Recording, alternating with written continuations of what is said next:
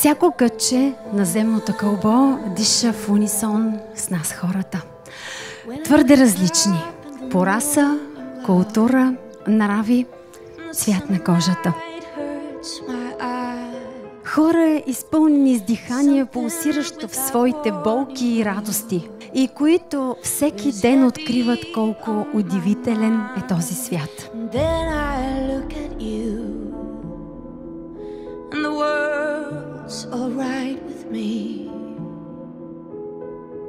Замисляли ли сте се за дреболиите, които ни правят щастливи?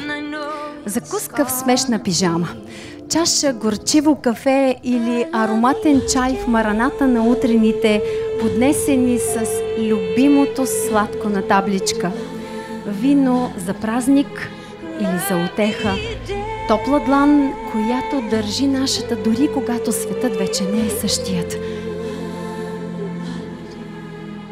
Да, навярно сте се замисляли.